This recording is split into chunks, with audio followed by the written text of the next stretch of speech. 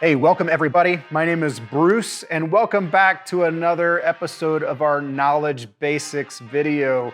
Today we're going to be talking Cat6 connectors, Cat5, it's all kind of the same thing as the way you do it. And we're going to be talking about how do you terminate it properly, what's the little things to watch out for, a couple of little pro tips along the way. So keep on watching, you're about to learn a lot. All right, so first off, we're gonna talk about what is Cat5, Cat5e, Cat6, what's the difference? I don't wanna get into all the specific details, but what you do need to know is Cat5 is an older format, Cat5e was the next one, Cat6 was the next one after that, then we have 6AF, and then we've got 7, and it's going to keep growing.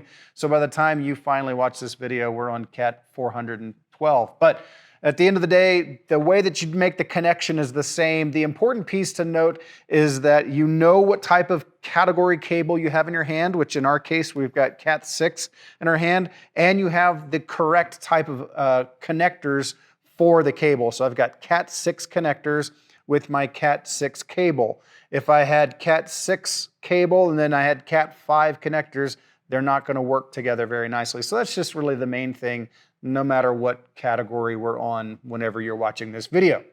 All right, so we've got the right cable, we've got the right connectors, and let's talk about some of the tools that we're going to need. Really, all you need is some form of a wire stripper and your crimper tool and your tester.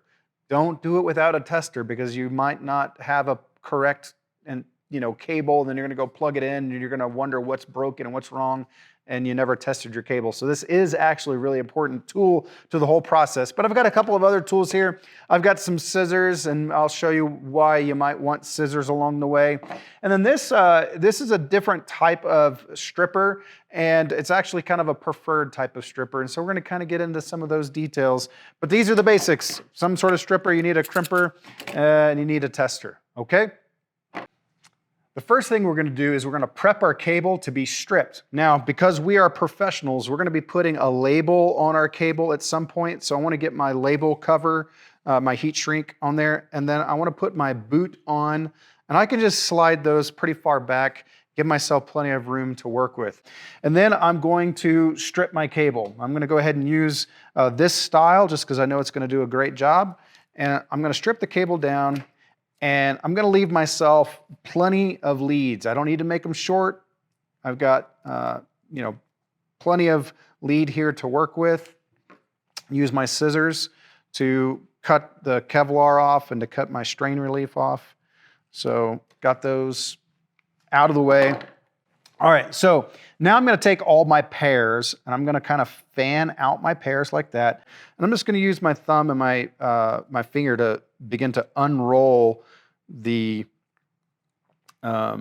leads here. So I'm unrolling each pair and I'm getting them to where they're all kind of by themselves.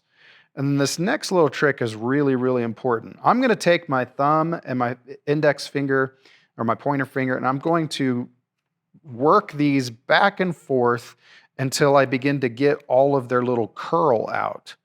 And that becomes really important so that they're nice and straight. So when I go to actually put my connector on, my Cat6 is nice and straight. As you know, I'm a huge fan. Anytime you're terminating anything, just to double check yourself, make sure you go to Google and you type in Cat6 Pinout or RJ45, which is the name of the connector, Pinout.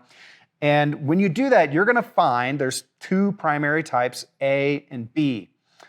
Without getting into too much detail, in the AV world, we always use B.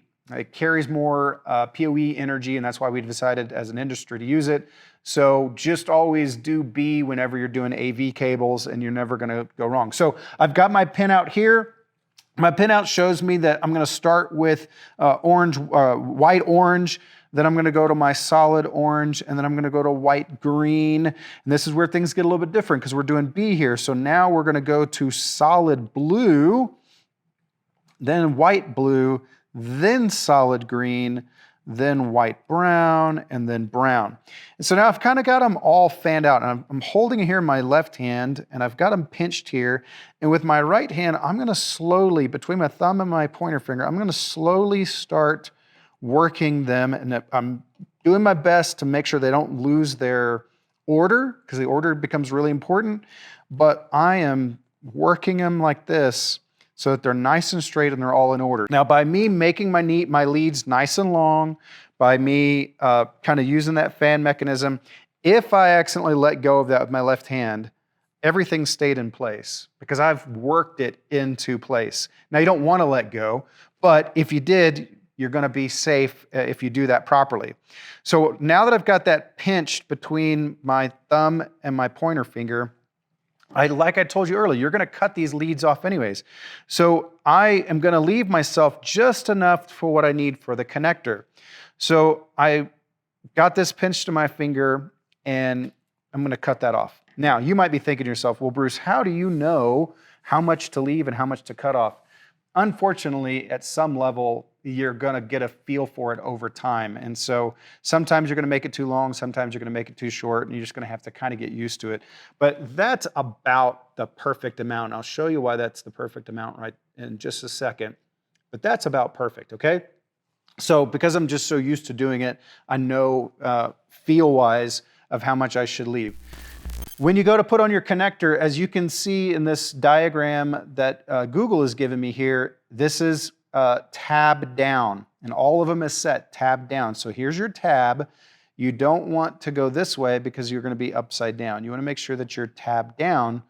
So that's what tab down means. And then I'm going to slowly begin to work my cables into the end, and I want to push it until I can feel them hit all at the end here.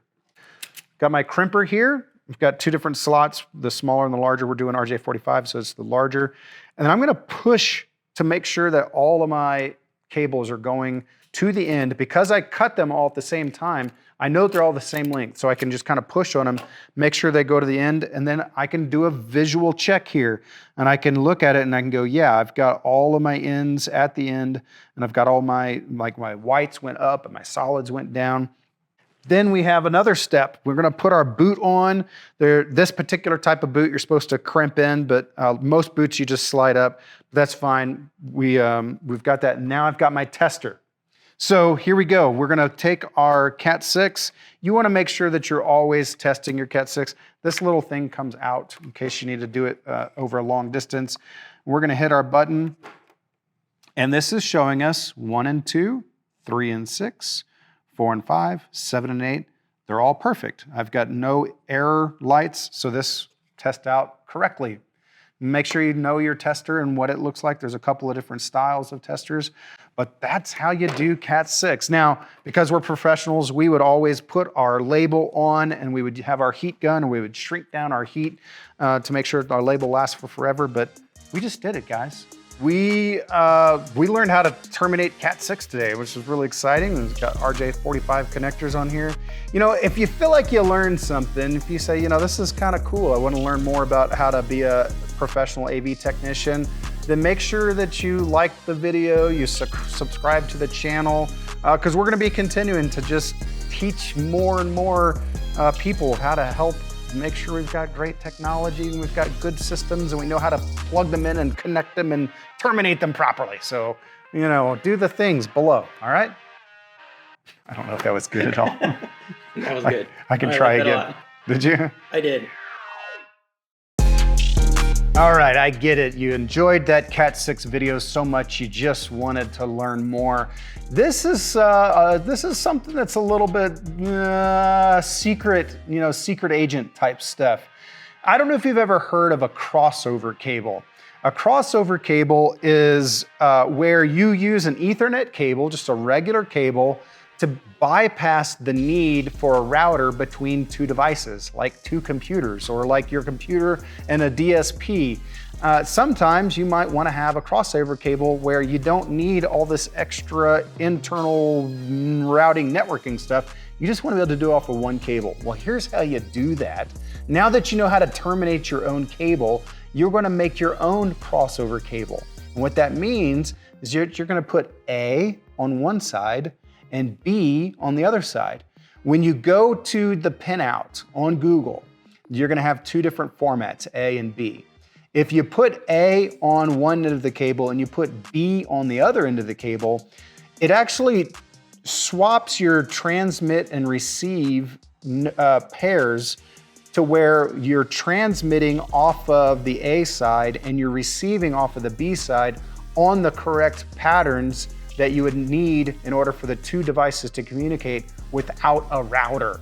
That's pretty cool and crazy, right? So I actually make myself my own crossover cable, and then I leave it in my AV bag and I take it with me. And if I ever get put in a pinch or I don't have a switch or a router to let computers talk to each other, whoop, just plug them in. And people are like, whoa, that doesn't work. I'm like, yeah, it doesn't work for you, but it works for me.